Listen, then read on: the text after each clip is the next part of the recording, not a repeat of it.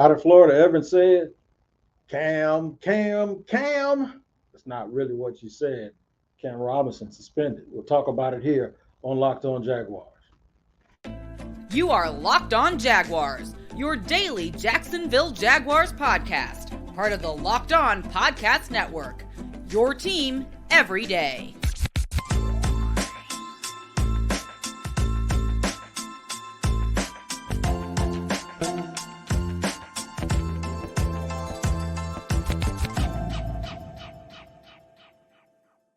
To another edition of Locked On Jaguars. I am the host of the Locked On Jaguars podcast, Tony Wiggins, and we thank you for joining us and making us your first listen because it's your team every day.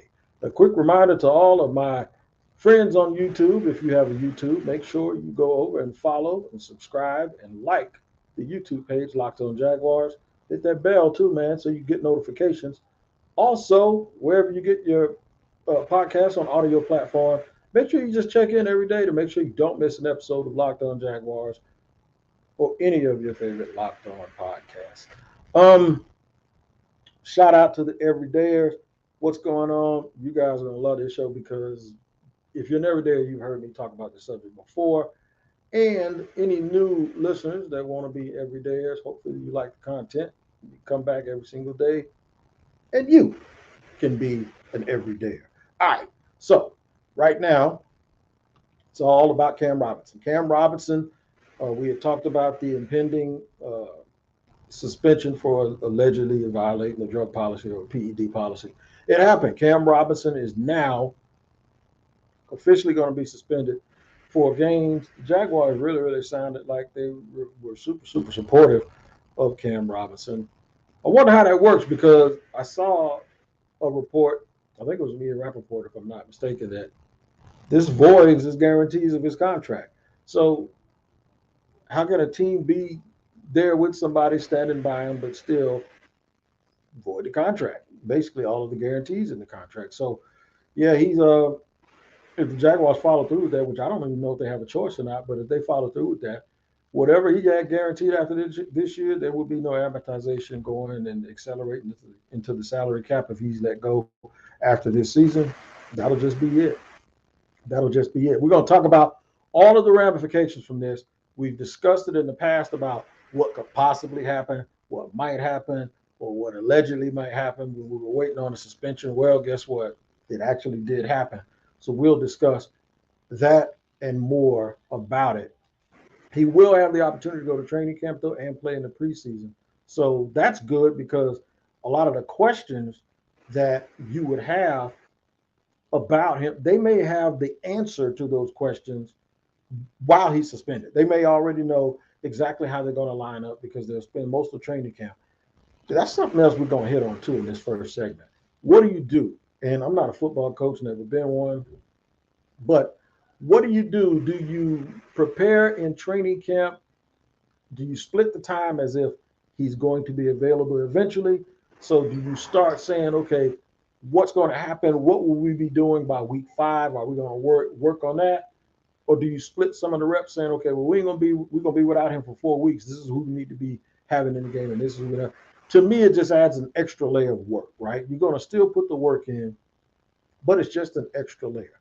Another way you can look at it like this is your star left tackle goes through the entire training camp. He's doing well. All of a sudden, tweak something in practice right at the end of training camp, and they say he's going to have an MRI, and then they go, it's not that serious. He'll be out 3 or 4 weeks, maybe 4 weeks as a precaution, but by week 5, he should be fine. So in that situation, everybody will be taking a big thank you, sigh of relief, right?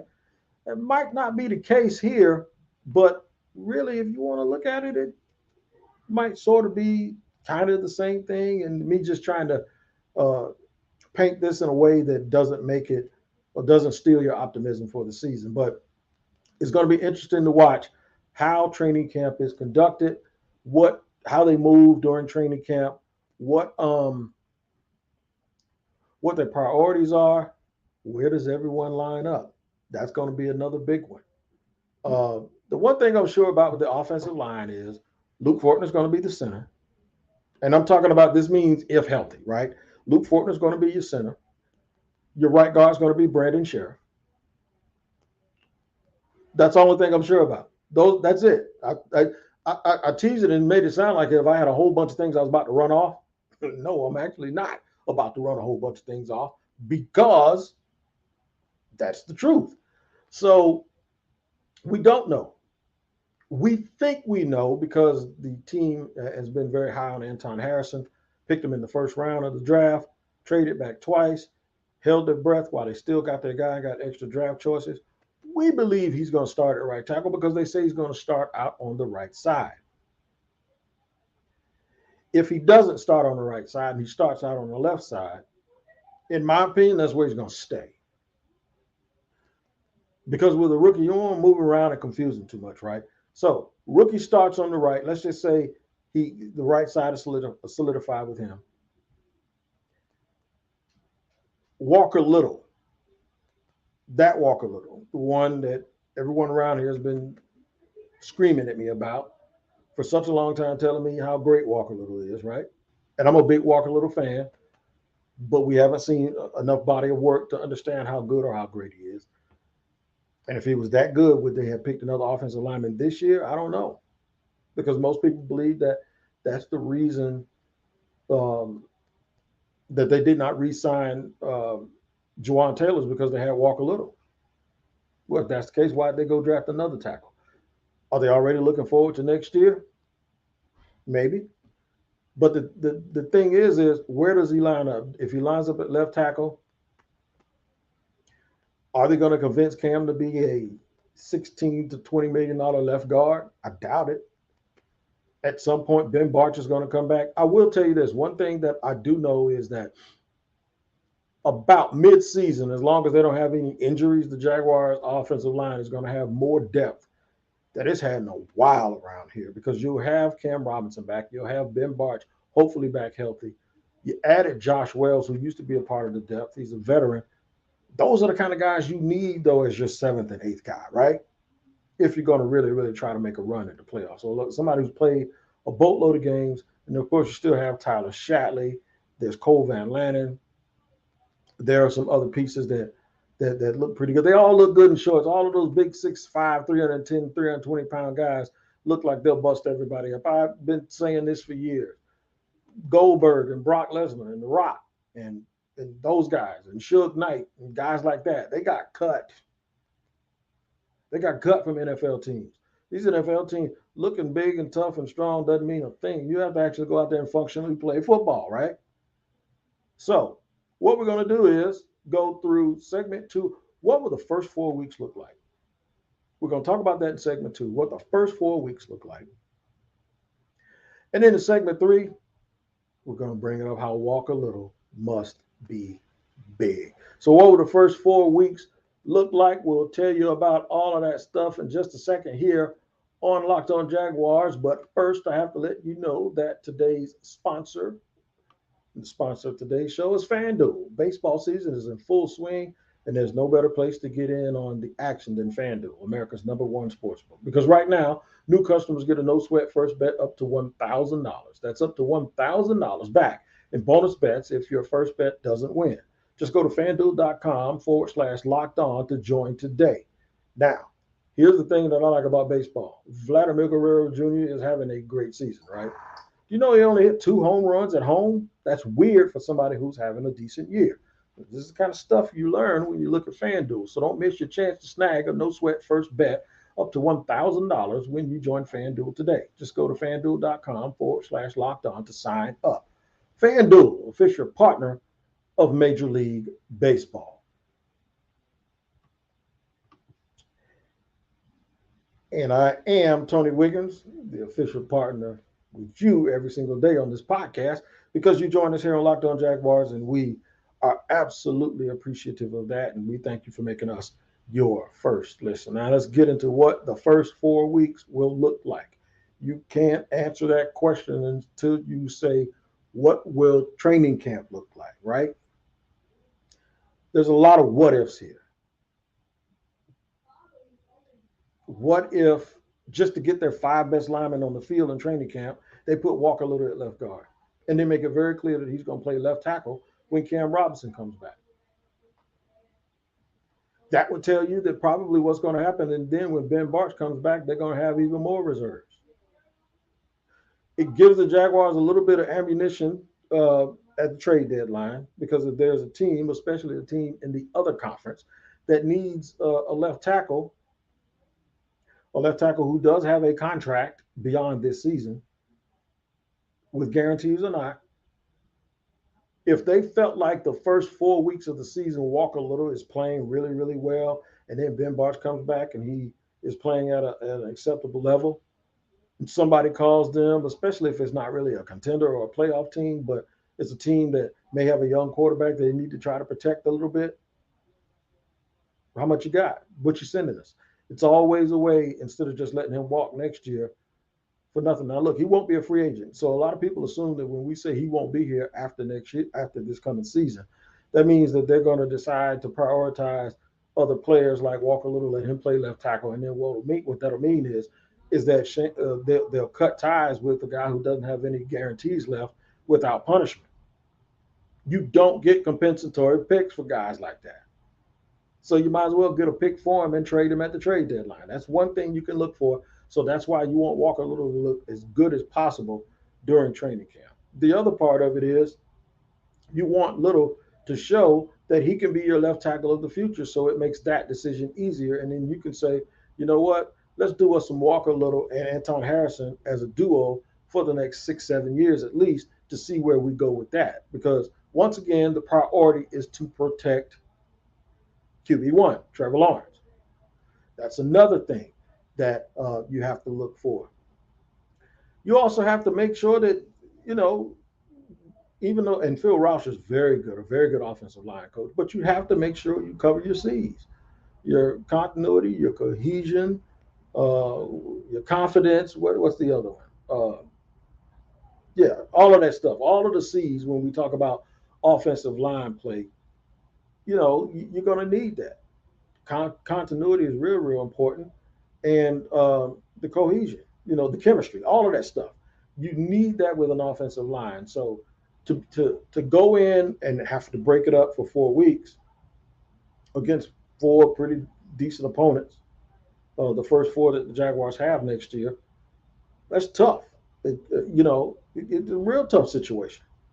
But they ought to be able to pull it off. I think, with Trevor's ability to get the ball out of his hand, with an improved run game, with improved weapons on the outside, where teams will be a little bit more hesitant to blitz, because that means a quick slant with Calvin Ridley could turn into an 80-yard touchdown if there's zero coverage with you blitzing, and Trevor's smart enough to pick it up.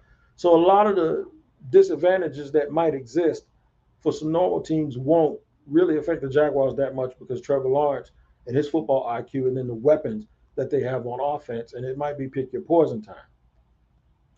But to win those games, and when I say those games, I'm talking about the big ones, and that's where we've been on that for a while here on Locked On Jaguars, because we believe here the Jaguars are a good team and that they're built to contend for a while here with Trevor Lawrence and Doug Peterson. So it's not going to be for us, can they survive the easier games? It's more or less now, can they win against big teams and good teams? Because that's what we're judging everything by. And how you got to maximize it by being able to beat those good teams. And a lot of those good teams don't leave any stone unturned when it comes time to protect their quarterback or be able to pressure somebody else's quarterback. So it's going to be critical. It's almost like while we don't look past people and while the NFL is still the NFL, what we are doing a little bit is saying we think we got that part taken care of. They got to play every week. They got to go out and play, but we think they're going to be okay. The games I'm most concerned about are those 3 or 4 games against those opponents, like right off the top of my head in the AFC. Cincinnati, Kansas City, Baltimore. That's like 3. Buffalo. Those teams. Can they beat those good teams and get over the hump with spotty or offensive line play that doesn't have the continuity and the consistency because you're moving guys around too much? We understand that you have to do that sometimes. You absolutely have to do that. There are times when that is necessary. We mentioned injuries. We mentioned guys being out for a little bit, getting nicked up, banged up. I don't know any team that has the same starters on the offensive line all season, right? But this is one that's self-inflicted, so this is a little bit differently, and that's why we look at it a little bit differently. Even though I opened the show by saying try to look like it as a guy that has a little bit of a nick, but it's not that bad. But the first 4 weeks will depend on training camp. You don't know how lucky the Jaguars are that he's allowed to participate in training camp and in the preseason, because it gives them a chance to take an early prelude and an early look and check that box off from an inventory perspective, especially if if they use the second week or the third week. And Cam might play more in those games just because they know he's going to be out. But whatever game that they decide, since they've gone to this three-game preseason format, whichever game that they decide is going to be the quote-unquote dress rehearsal, that's the game, and that's the one where I want to see how Phil Rauscher gets his best five on the field at the same time. If you ask me, in my opinion, here's what it is. Here's the lineup. Here's the best five. Cam at left tackle, Walker Little at left guard. Doesn't mean that I think Cam is long-term a better left tackle than Walker Little. No. But Cam Robinson can't play left guard. At least he told me he never did it. And so if you see that too, that's something else for you to grab a hold of. But I doubt if he wants to do it. You know, if he wants to get on the field, maybe if they say this is the only way he's going to get on the field, I wonder if he'll go out and do it. But I do think the ideal situation is him at left tackle, Walker Little at left guard, and then go Fortner, Sheriff, and then on the outside, Anton Harrison. I think that is the best. When Anton Harrison got picked from draft night, I got to put this in there, because if I don't, somebody's going to remind me that I said it. I said I'd start him at left tackle. And the reason I said that is because everyone told me that Jawan Taylor was let go because they had Walker Little. So, okay, start Walker Little at right tackle. That's what I'd have done, because the kid from Oklahoma, out of 25 starts, 23 of them were at left tackle. But he's versatile. He can play on both sides. It's going to be very, very interesting how they use the preseason, how they do the rotations. And whatever you see in the preseason is probably going to, at least out the gate, be the leading thing that you're going to see in the regular season. But here's the question. What if Walker Little plays lights out in those first 4 weeks and says, sorry, big fella, this is my gig now. I'm the left tackle of this team. And then we'll hear Cam going, damn. Not Cam, I lost my job. Discuss all of that and the possibility of it in just a second here on Locked On Jaguars.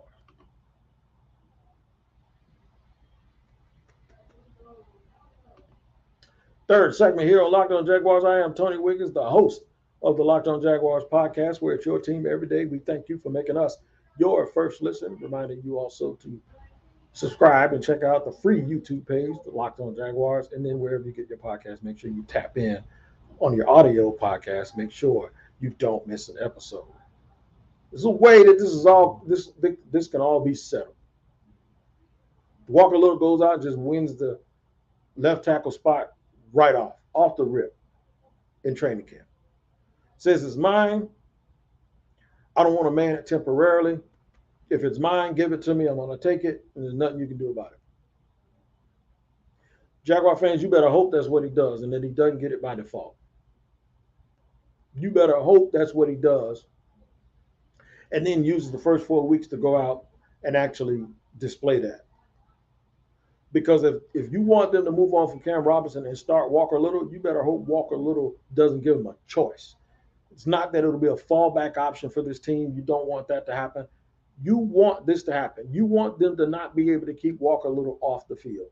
And if they do decide after the first 4 weeks to play Walker Little at left guard, it's only because Cam can't play left guard, and it's the best five you can put on the field.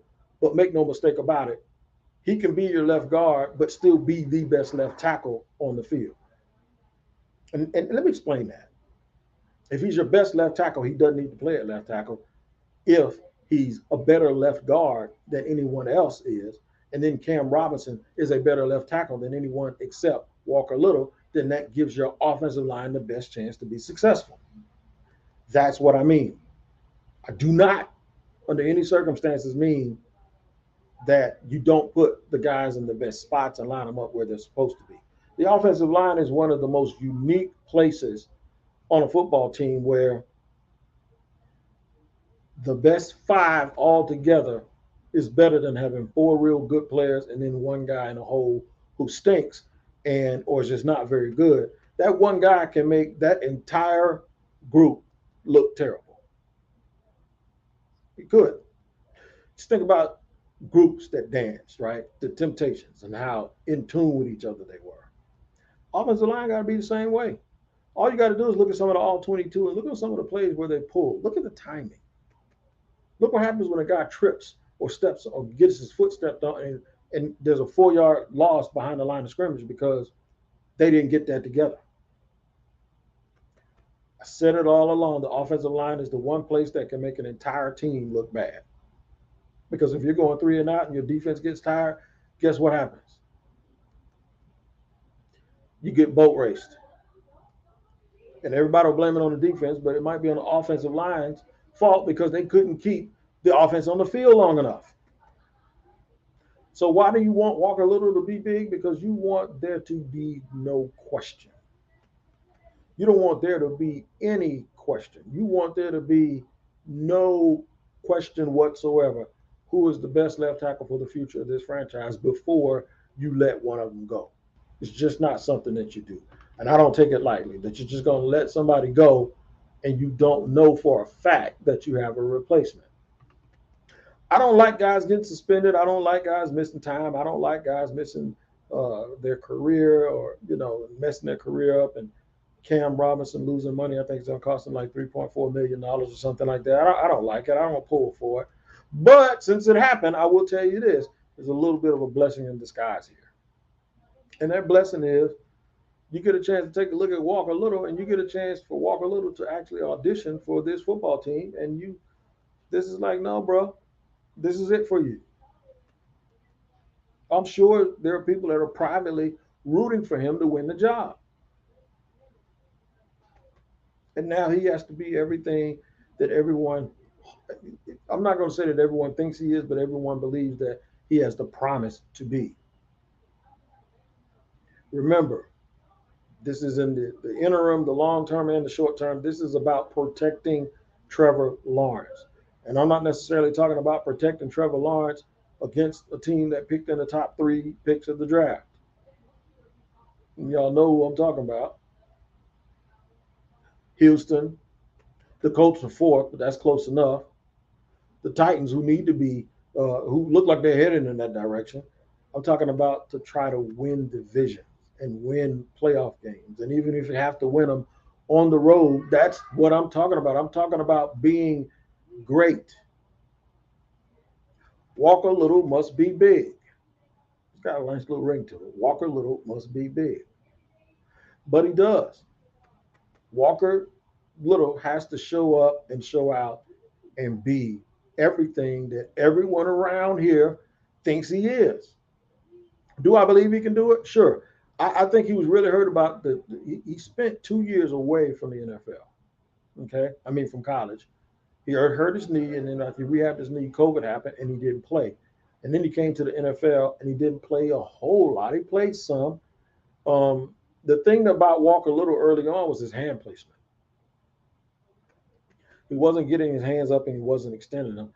He was doing more of this, right? He had his arms bent, and by the time he was making contact with guys, and he was bringing them from low instead of getting them up high. I saw it, and Urban Meyer, even I don't believe I mentioned his name, but I did. He mentioned that he has to play with higher hands, and he was also bringing them from his hips, almost like how a gunslinger would shoot a weapon, as opposed to getting them up high. By the time he was getting his hands on those defensive ends and engaging them, he was engaging them here. It was low. His arms were bent. He wasn't at a full extension, wasn't using those long arms that he's been blessed with. And he let a guy get too far into his body, and those dudes start controlling you when they do that. So what he has to do is he has to play with high, strong hands, make sure he gets that extension, and move his feet. He has to do it. He has to move his feet. I think he can. I like the pressure of the situation. I like the pressure of the situation. I like the fact that there's pressure here, like real pressure, right? Like everybody expects you to be good, and now Cam Robinson ain't just sitting on the sideline, or a guy ain't just missing a play or two. The only pushback or pause I have on this entire thing is the fact that last year when Ben Barch went down, they put Tyler Shatley in the game, and then they traded for Cole Van Lannon at some point. They didn't even put Walker Little in at left guard. The only time Walker Little went in the game is when Cam Robinson went down with an injury. I think it was a meniscus. And he had to go the rest of the way at left tackle. He had some good games, had some decent games. He had some games. I thought he played well against Dallas, blocking Michael Parsons. I didn't think he did so well against KC, though. I don't think he did too well against KC. I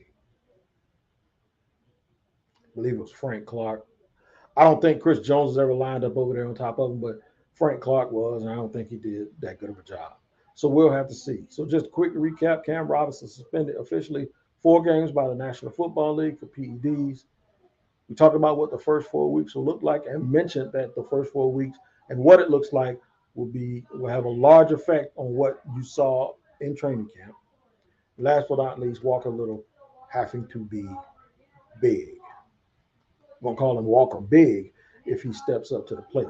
You can step up to the plate every day and be it every day. All you got to do is tap into Locked On Jaguars. Make sure that you don't miss a beat wherever you get your audio podcast. But check us out every single day. And also make sure you tune in to Locked On NFL every single day. Make it your second listen. Locked On NFL is what you should be watching next. So, Tony Wiggins, Jaguar fans, have a happy weekend and enjoy your 4th of July. My birthday is Monday on the 3rd. I'm going to do a show, though.